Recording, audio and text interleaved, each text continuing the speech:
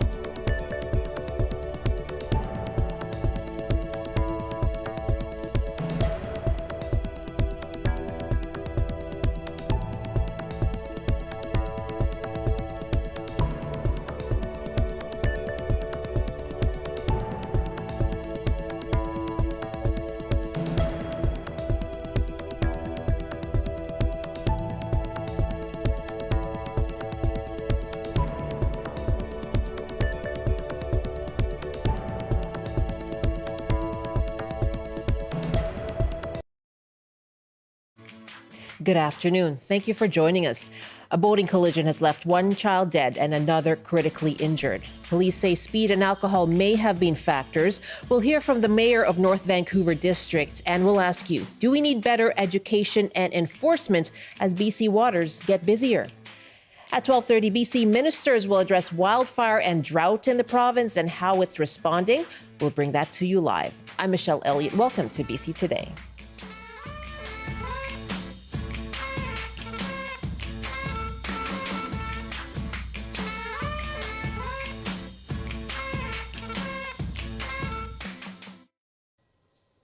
An update now on that fatal boat collision in North Vancouver on the weekend that left one child dead and one critically injured. North Vancouver RCMP tells CBC the suspect in Saturday's deadly collision has been released. This was early yesterday on conditions. Police also say they expect to forward charges at a later date. Now, the crash happened on Saturday evening. Police say a speedboat hit an inflatable tube carrying the two children, and that speed and alcohol may have been involved. Joining me now is the mayor of the District of North Vancouver, Mike Little. Mayor Little, thank you so much for joining us. Thank you for having me, Michelle. What has been going through your mind since Saturday evening? Oh, it's just a huge shock to everybody here. The park was absolutely packed with people just out to have a good time, and then this incident took place just next to the boat ramp area here, and so it's really upset a lot of people. Can you tell me about what you have heard about the incident, what happened, and about the suspect? Well, we've obviously been monitoring the RCMP's releases of information along the way, and we've talked to a lot of people that are here at the scene. I mean, the biggest issue we want to reinforce for everybody is that, marine environment's a dynamic place, and you need to be aware of what's around you, where all the other vessels are, and take extra precautions for the conditions. There's always an element of danger in being on the water, but we want people to practice safe boating. And when we're faced with a weekend like this past weekend, where we knew it was going to be, high temperatures and perhaps busy at places that are by the water, do you have added a heightened concern? On the land side, we have additional park rangers that are put in place to manage some of the demand on our parks. Marine side, I guess it's a combination of Royal Canadian Marine Search and Rescue, RCMP, and then, other Coast Guard, I think, was also responded last night. And so, but all of those agencies have a huge area to cover from all the way up Indian Arm out to Cole Harbour in the case of the RCM SAR vessel. So it's a very large area to provide ongoing coverage for. Sure. So you're saying as well that there are different jurisdictions involved, different authorities involved. What do you think could be done as I've been in those waters, right, around and seen the stand-up paddleboarders and all the boats. As waters get busier, what do you think could be improved when it comes to perhaps that kind of education? Well, I think we're going to have to sit down with the port and talk about what could be done in this space. You're absolutely right. It is a very tricky area because you have the Kinder Morgan facility on the south shore here, and lots of the boaters like to give that space because there's oil tankers moving around there, and so they tend to move to the north side of the channel, which means they're right near where the boat launch is. Yeah. And so it does get to be a bit congested, as you say, with all kinds of different traffic from stand-up paddleboarders and kayakers up to oil tankers. So it is a very busy space. What do you mean then that you'll have to get into conversations with the port? Tell me more about that. I met with my senior management team this morning, and we're going to reach out to the port and talk about what could be done. They're the agency that's responsible for the navigable waters areas, and so work with them, see if there's different speed limits that could be considered, or perhaps channels and lanes so that you have slow traffic separated from faster traffic. But again, we're just going to have to start that conversation with the port. What about on enforcement? The Chief Jen Thomas of the Tsleil-Waututh told CBC their community would like to see more active enforcement at the boat launch, perhaps to ensure that people have proper licensing and are operating safely. What are your thoughts on that suggestion? Could there be more active enforcement? There's periodical enforcement, and they do some surprise inspections and everything, but they have we have an event called Operation Wave coming up shortly, where RCMP, ICBC, and RCM SAR all work together to do boater education at the boat launch. And so as people are coming in, we're giving them friendly reminders of their safety equipment. And then if they go past us, then the RCMP are doing an inspection of their boat and making sure they meet the standards before they go out on the water. But that's something we do a few times a year. It's periodical. It's not an active daily enforcement. Is that possible? Is it possible to have frequent daily or active enforcement on a more regular basis? We'd have to look at that as a deployment of resources. We're all under pressure on our police departments to make sure we have adequate resources for the challenges in our community, and we'd have to see if that is a priority with them. Mayor Little, what else do you think the community needs to know right now? And many are residents in that Deep Cove area, right, of North Vancouver District, who enjoy boating in the waters off Kates Park. So, what do people need to know when it comes to safety in the area? Well, perhaps what I'd like to make sure that I convey today to the residents in the area and people who use this space is that, give them the agency. If you see someone driving recklessly in a boat, you can call 911 and they will do their best to respond with the right resources.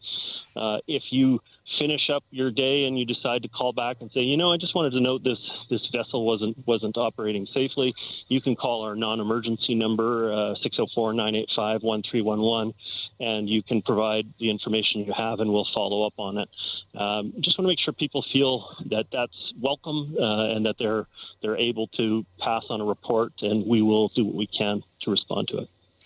It's certainly been a distressing weekend and time for your community, and I'm sure you're very busy. Thank you so much for taking our call. Thanks. Talk to you later. You too. That's Mayor Mike Little of the District of North Vancouver. Okay, well, as the summer ramps up, more people headed out into the water. We are asking you, is better education and enforcement needed when it comes to safety around recreational boating? You can call us now, 1-800-825-5950, 604-669-3733, or you can hit pound 690 on your cell phone. You can also email us, bctoday@cbc.ca is our email address. And joining me now is Ian Gilson, who's the director of the Canadian Safe Boating Council. Ian, thanks very much for being with us. It's my pleasure to join you. What goes through your mind as we learn more about this situation? Just the preventable aspect of 99% of boating-related fatalities that result in families being destroyed because they've lost a prized loved one. If people just realize that they're not alone out on the water, there are other people who are recreating out there and having a good time, as well in your area as commercial vessels and float planes.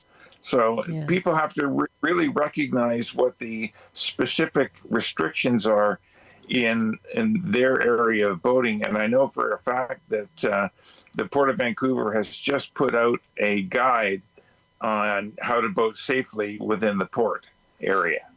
So they're trying to educate people on the specifics of actions in the port area and trying to get people to understand where they should be and where they shouldn't. The investigation into this incident that continues. Overall, is there a lack of education around what's involved with boating and what safety measures you actually need to take? That this is actually quite a a serious thing that you need to take requires responsibility. I know, and by and large, I think people know the rules, but they throw caution to the wind. So I mean, I think that, like I say, that they're quite aware of what they should and shouldn't. But they're out there recreating and saying, you know what, I've worked hard all week long. Now I can get in my speedboat and put the hammer down and just cross the lake and then just sit back and let the wind go in my hair. So they just throw caution to the wind. So is education enough then? If despite knowing what the rules are, they end up disregarding them, as you say, throwing caution to the wind. Is education going to be enough? Does there need to be more enforcement? There definitely needs to be more enforcement. Unfortunately, I can speak for my jurisdiction, and I found over the years that when police forces are asked to cut back on their budget, they tend to take it from the Marine budget because they want to maintain their presence on the highways.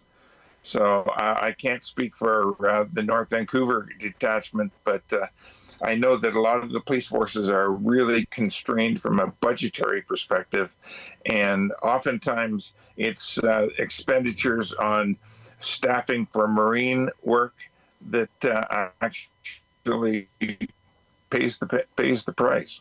And when you say you're in your jurisdiction, whereabouts would that be then? Well, I'm talking about Central Ontario. Yeah. Okay. So in terms of BC, what we heard from the mayor is that there is kind of intermittent enforcement, intermittent checks when it comes to people who are heading out. Do you think that needs to be more regular?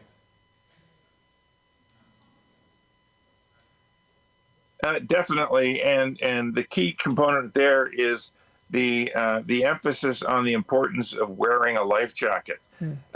85% of the boating-related fatalities. This is information that's been, or statistics that have been gathered over the last 15 or 20 years. 85% of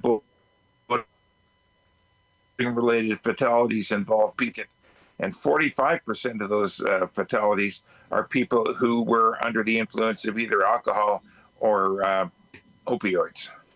Let's so put together that's a real danger.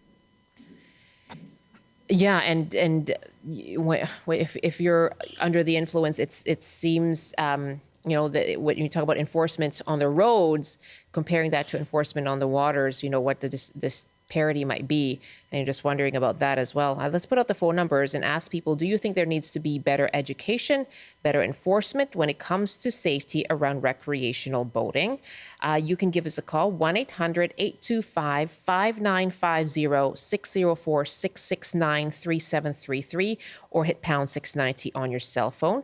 Our email is bctoday@cbc.ca. And it's interesting, too, to hear Mayor Mike Little say, I'd like to give people who are recreating agency, that if you see something out there, you see someone boating recklessly, to be able to call 911 or call the non-emergency line, and wondering if that's something that you have seen. If you've been out, if you were out this weekend, perhaps at a lake or on the coast, did you see anything that perhaps gave you concern?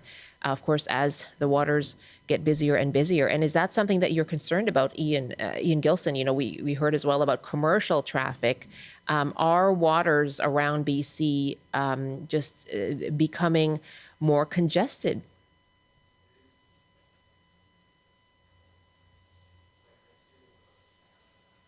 Exactly. And their line of sight is really hampered. I see. Okay. And again, our number is 1-800-825-5950, 604-669-3733. I'll just note as well that there's a little bit of a delay with Ian in terms of our connection. And so that's why you hear a bit of a lag before he responds to questions. He is based in Ontario, so that may be behind that technical issue there. Apologize for that. Scott in Burnaby writes, why don't ICBC and the BC government impose lifetime bans on people who kill someone while operating a motor vehicle? If a forklift operator caused a fatality, they'd never drive a forklift again. We need real consequences. That would help keep unsafe drivers off our roads and off our waterways. It's time for BC to take this seriously. Okay, that's from Scott in Burnaby. Ian, I imagine that the same thing applies to if you're operating a boat in the waters. If alcohol is involved, that is, if you're driving under the influence, if you're operating a boat under the influence, that would be a criminal offense? It definitely is. In Ontario, for example, if you're convicted with having a blood alcohol level over the 0.08, you can lose your car driver's license for a year. So the penalty really, really hurts. And is that a message that needs to be sent more strongly? As you were saying, throwing caution to the wind. Is there kind of a different attitude to when you're out on a boat as opposed to if you're driving on the road because you're, getting from point A to point B? But if you're in a boat on the water, you're thinking this is a day of leisure and I'm here enjoying, and that may involve alcohol. Does that then become a rule that people may flout? Yeah, people just generally associate alcohol with having fun, and having fun on the water makes it even more enjoyable. So it's a real stigma that we have to try to work on. Yeah, let's take a call from David on the Sunshine Coast. Hi, David. What are your thoughts on enforcement and education around boating safety? Well, it's a difficult area because a lot of people boat part-time. The boat gets put away for the off-season, and as soon as the nice weather comes, they're back on it. Right. So, there's a lot of issues there. Is their boat, in tip-top condition, one thing and another? And, currently, all anyone needs to operate a boat is their PCOC, which is the Pleasure Craft Operator Certificate, which is something anyone can get online. So you don't think that's enough? No, it's not, because, you're operating, you can operate a boat, I believe it's up to 15 tons with that license, and, they're operating a boat, whatever the length is, they could have, twin 300 horsepower engines on it. So, it's capable of high speed. And, when you get up to like 20 knots, what you tend to forget is you're going the length of a football field every few seconds. So one of the speakers earlier mentioned there's so much going on around you that you really have to be situationally aware. Yeah. And quite often that's not possible. Years ago, when I boated in Ontario, to operate a vessel in Toronto Harbor, which I think would be a good idea for the greater Vancouver area, you had to have a license, and that required a written exam and a practical test. And, you just see too many close calls on the water. People out there navigating with Google Maps as opposed to proper navigation gear or even, paper charts. We've had several occasions where people navigating with Google Maps have had accidents. Google Maps will show you where you are, but it won't show you the rocks. Wow. And how do you know all of this? It sounds like you're quite knowledgeable, David. I've been with the Gibson's Marine Rescue Society and RCM SAR 14 in Gibson's for the last... Search and rescue. Yes.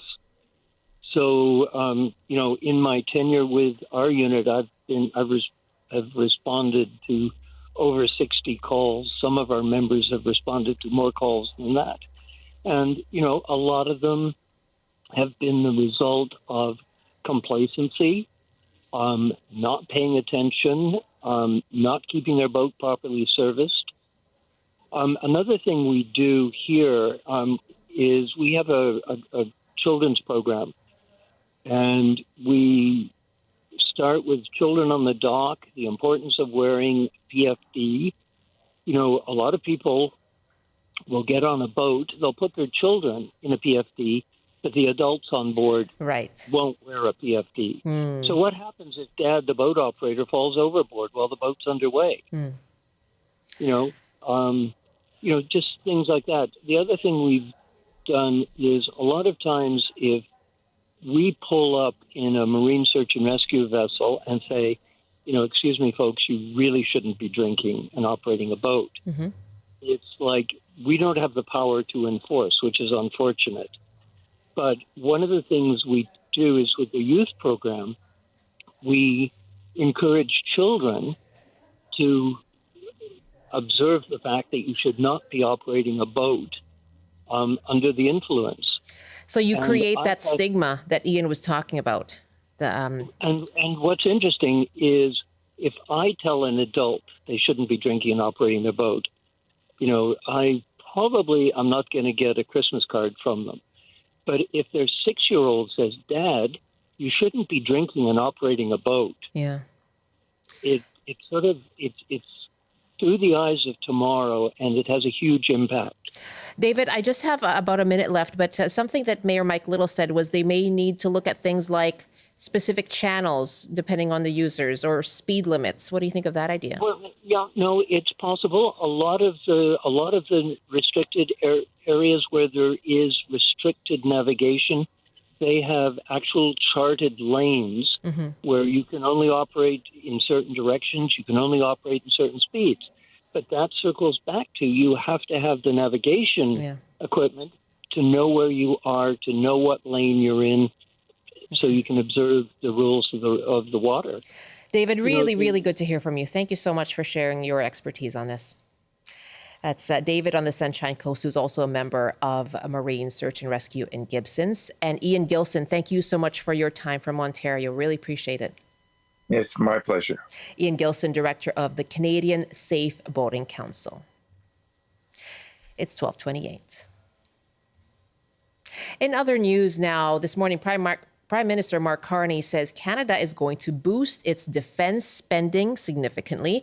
In an announcement, he said, quote, "We've been jolted awake by new threats to our security and sovereignty."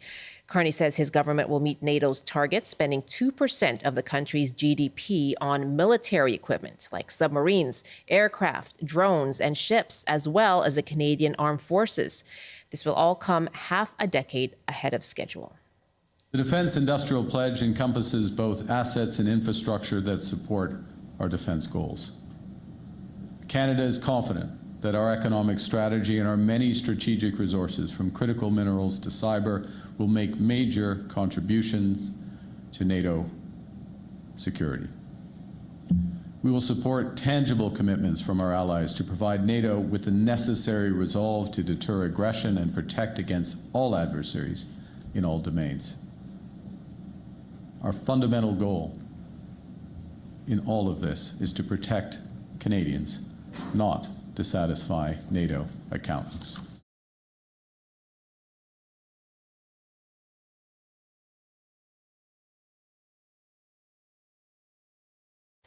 That is Prime Minister Mark Carney speaking this morning.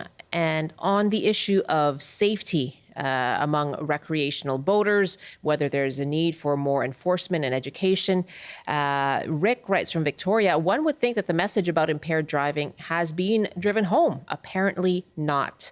Possibly some sort of criminal charges and civil liability for all occupants in the vehicle should be a strong deterrent. Thank you very much, Rick, for the email. bctoday@cbc.ca.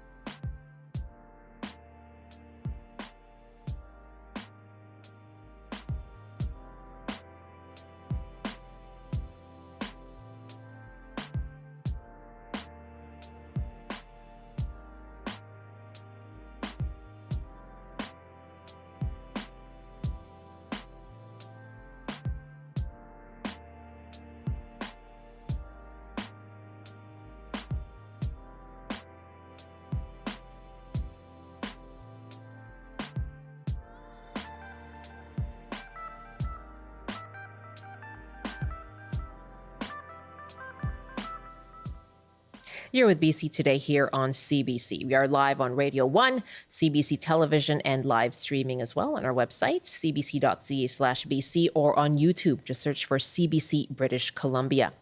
Now, coming up, the Emergency Management Minister and as well as the Forest Minister here in BC, they are scheduled to speak to the wildfire and drought situation in BC. That press conference scheduled to start any moment now. We will bring it to you live as soon as it begins, and that should be starting any second now. Right now, let's pause for a CBC News update with Rob Zimmerman.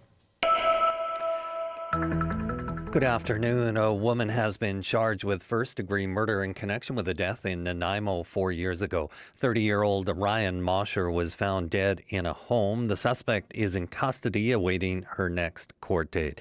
Penticton RCMP are investigating a homicide after officers found a woman dead of a gunshot wound Saturday.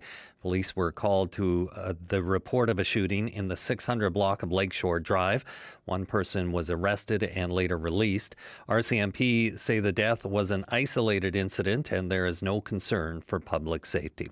And as we've been hearing on the show, charges have not been laid, but police say speed and alcohol may have been factors in a fatal crash in the waters off Kate's Park. An 11-year-old boy was killed and another child is in serious condition after a speedboat hit an inflatable tube Saturday evening. The Boating BC Association says Burrard Inlet is especially busy, and locals say speeding and reckless behavior are common at the launch site. And now the forecast on the north coast. Sunny, mainly sunny this afternoon with a high of 15. Highs up to 21 with sunshine and local smoke in the Peace. In the central interior, including Prince George, sunny with a high of 22. Warm and sunny in the Kootenays this afternoon with highs from 33 to 37. In the southern interior, including Kelowna, sunshine with a high of 36. And for Metro Vancouver, Greater Victoria, and the Fraser Valley, sunny this afternoon with highs from 19 to 28 inland. That's your CBC News update from Vancouver. Rob, thank you very much. That's Rob Zimmerman in the CBC Vancouver newsroom. Welcome back. You are with BC Today here on CBC. And we are awaiting a press conference scheduled to begin that involves BC's Emergency Management and Climate Change Minister Kelly Greene and Forest Minister Ravi Parmar. They're going to give an update on the wildfire and drought situation in BC. We'll take you there live. Now, here's what we know in terms of the situation in the Northeast. The hot and dry weather, the high wind caused very challenging conditions for fire crews yesterday. And the BC Wildfire Service says the Kiskatinaw River wildfire showed very aggressive behavior. It spread further into Alberta and is also impacting buildings in the community of Kelly Lake in BC, which is about 80 kilometers south of Tumbler Ridge. Meanwhile, the community of Fort Nelson in the far northeast of the province is essentially boxed in by two other wildfires of note. That's the Summit Lake wildfire to the east and Pocket Knife Cree wildfire to the south. Let's take you live now to the province's update on wildfires and drought. Forecast for wildfire and drought. Before I begin, I want to acknowledge the difficult situation that our friends and neighbors east of us are facing. The images coming out of Manitoba, Saskatchewan, Ontario, and Alberta are heartbreaking. Tens of thousands of people have been evacuated from their homes, and tragically, 2 people have lost their lives. We've deployed BC Wildfire Services personnel to help them in their fight, and I know that all of BC stands with them in this incredibly difficult time. It's clear that wildfire season is well underway in Western Canada, and that includes our province. Here in British Columbia, there are currently 10 evacuation orders in place, affecting approximately 120 households in the Peace River Regional District, Fort Nelson First Nation, and Northern Rockies Regional Municipality. There are also 5 evacuation alerts. This is an incredibly difficult time for people who have been evacuated from their homes or who are preparing to do so. The province is here to support you, and I want to thank everyone for following these orders and for being prepared to leave on short notice. The forecasts that have been shared with us today are going to give us a sense of what we can expect over the coming days and weeks, and we know that conditions can change rapidly. That's why we all need to be prepared, no matter where you live in BC. The province has been stepping up our preparedness efforts. Just last week, my ministry announced $7 million to support 139 emergency operation centers across British Columbia. These investments are about making sure communities have the tools and resources that they need to protect people, communities, and are just the latest in the long line of investments that we've made to increase our overall readiness. But preparedness doesn't stop at the provincial level. It starts at home. And that's why I'm asking everyone to have a plan in place now before there's an emergency. Now is the time to make sure you have your grab-and-go bag ready for you and your family, including any pets. Grab-and-go bags should include several days of food and water, include clothing, toiletries, and important medications. They should also include copies of your emergency plan and important documents, such as your homeowner's or renter's insurance. Home insurance is one of the best ways that you can protect your family after an emergency. Insurance that covers wildfire damage is widely available in BC. It often includes additional living expenses, which will support you if you need to evacuate. The province recognizes that not everyone has the resources to meet their needs, and sometimes people who are evacuated need a little extra help.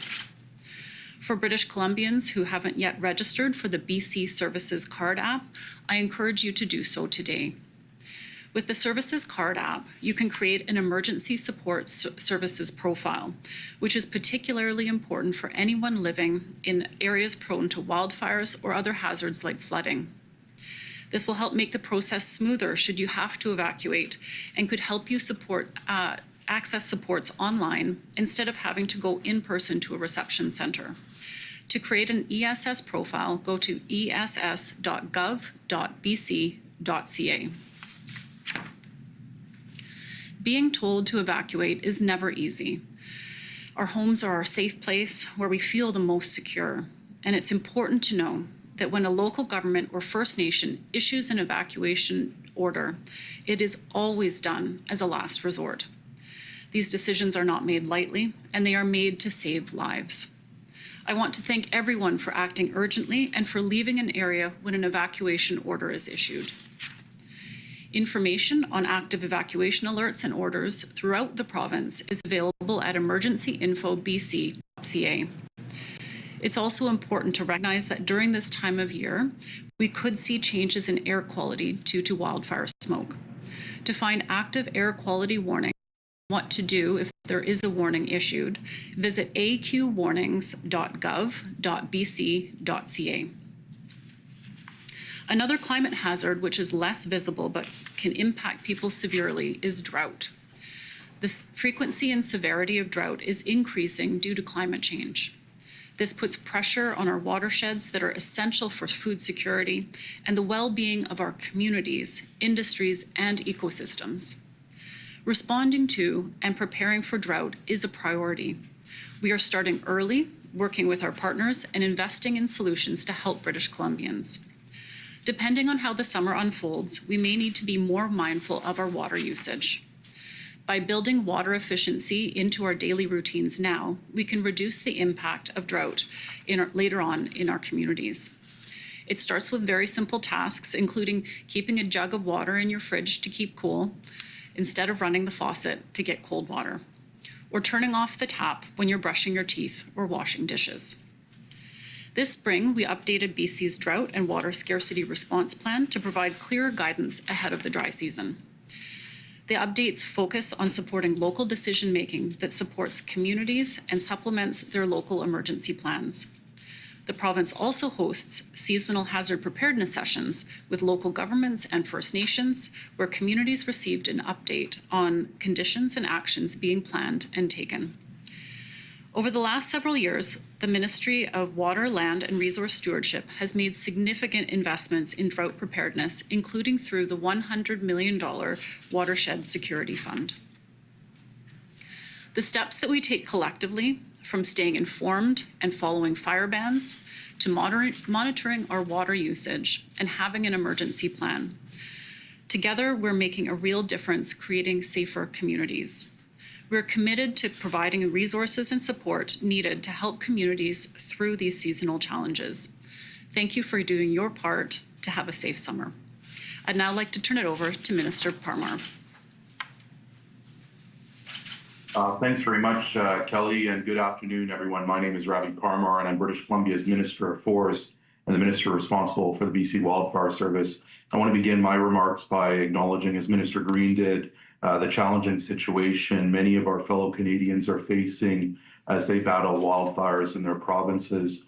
In particular, the people of Manitoba, Saskatchewan, Ontario, and Alberta. My heart, British Columbians' hearts are with you during these very challenging times. In particular to those that are directly impacted and those that are on the front line, supporting and protecting communities. In the past few weeks, BC has stepped up for Team Canada and sent crews, equipment, and aviation resources east to help where we can. And we'll continue to be there for them while conditions in BC allow. Today, we have just over 100 wildland firefighters in the provinces of Manitoba, Saskatchewan, and Ontario. We expect the majority of our people and resources will be back in BC in the next week. Back at home, many British Columbians are wondering what we have in store in the months ahead. We often look to June rains as an indicator of how severe our wildfire season will be. And although it's still early, models are showing that much of the province is trending towards warm and dry conditions. And so we may not get the precipitation we're hoping for. We'll hear more from our experts in the BC Wildfire Service about this later in the update. What I will say is the current conditions on top of the ongoing drought and the overwintering fires in the northeast corner of British Columbia is setting us up for an increase in wildfire activity over the next few weeks as we enter the core of the wildfire season. As always, the province is hoping for the best, but preparing for the worst. And I encourage all British Columbians to do the same. It is essential, as Minister Greene said, that everyone in British Columbia, in every corner of our province, continue to remain vigilant and do what they can to prepare. Now is the time to ensure your personal emergency plans and other preparedness activities are done before summer arrives. Right now, there are more than 80 active fires around BC, with 3 wildfires of note: the Kittinyall River Wildfire, the Pocket Knife Creek Wildfire, and the Summit Lake Wildfire. The Summit Lake Wildfire, which is 100 kilometers west of Fort Nelson, is burning on both sides of Highway 97, and they are expected closures of the highway until Monday evening. The Pocket Knife Creek Wildfire, which is 150 kilometers roughly south of Fort Nelson, has also impacted Highway 97, and Highway 97 closures will continue as a result of wildfire growth. The Kiskatinaw River Wildfire, which is 65 kilometers south of Dawson Creek, has grown in size and has crossed the border into Alberta, resulting in the closure of Highway 52. Structure protection, supported by aviation resources, are positioned in the community of Kelly Lake. Of the approximately 325 wildfires that have occurred in BC to date, we suspect that approximately 70% of them are to be human caused. The BC Wildfire Service has deployed equipment, aircraft, and crews to fight new fires and tackle overwintering fires as they resurface. I'd like to thank the hardworking BC Wildfire Service for all their work and dedication over the last number of weeks and months over the winter period as they prepare for this upcoming wildfire season, in particular the months ahead as we head into the core of the wildfire season. In particular, their actions during the recent fires around Fort Nelson and throughout the Northeast. I've been in regular contact with many of the local mayors in the Northeast, the Peace River Regional District Chair, local First Nations chiefs, and the MLAs that represent Peace River South and Peace River North. I want to thank them for their partnership and support as we head into the summer wildfire season. I want people to know that we're working hard every single day to prepare for this wildfire season. And we've been making proactive changes to ensure that we can best tackle the wildfires that will occur in our province. Our wildfire aviation contracts are in place. Ongoing training and use of night vision technology will help our crews work overnight, and enhanced respiratory gear will help keep them safe. We're also improving weather stations and camera networks around the province. I'm pleased to announce today that after a successful trial during the 2024 wildfire season, a new partnership between the BC Wildfire Service and UBC Okanagan is well underway. That will expand the use of wildfire cameras around the province. Once fully implemented, the program will help the BC Wildfire Service detect more wildfires quicker and help keep communities better informed and safe. I'll have more to share on this in the weeks ahead as we roll out this new initiative. As I conclude my remarks, I want to speak directly to all British Columbians. Summer is nearly here, and with it will come wildfires. It's been a tough season ahead for many communities here in BC. But know this, we will always have your back. Your role is to stay informed, prepared, and fire smart. Wildfire preparedness is a shared responsibility, and I urge everyone to take part in fire smart activities around their homes and throughout the summer. If you haven't already, download BC Wildfire app to stay up to date with current wildfire conditions and to report wildfires. Even if you think a wildfire has already been reported, new information, including photos, can help our crews plan. So if you see a wildfire this summer, you can report it on the app or dial *5555 from a mobile device. It's important now more than ever that all of us continue to do our part to be safe and prepared. I want to thank everyone for the work that they're doing out there, in particular our wildland firefighters. Our experts from the River Forecast Centre and the BC Wildfire Service are here to dive into more details. And with that, I'm pleased to be able to introduce and turn it over to David Campbell from the River Forecast Centre. You have been listening to BC's Emergency Management Minister Kelly Greene and Forest Minister Ravi Parmar giving an update on the wildfire and drought situation in BC. As you heard from Forest Minister Ravi Parmar, there are currently 100 wildland firefighters helping out in Manitoba, Saskatchewan, and Ontario. They are expected to come back to BC in the next week. And looking at June rains and precipitation, the indication is trending toward warm and dry conditions, which leads to wildfire activity. And right now, there are more than 80 active fires around BC with 3 wildfires of note. We'll take you back to the press conference live as they speak to experts from the BC River Forecast Centre. But for our TV audience, we are going to head into a short commercial break, but you will be back with us in 2 minutes. Let's take you back live now to the press conference with experts from the BC River Forecast Centre. Particularly in areas around west central BC and the Chilcotin and in the Central Coast, but generally across the province, we came into the season low. We've reached the peak of the snow accumulation around about the middle of April 14th, and have been subsequently melting that snow off as we go through. As of June 1st, we're seeing the continued trend of below normal snowpack with a provincial average of 44% of normal.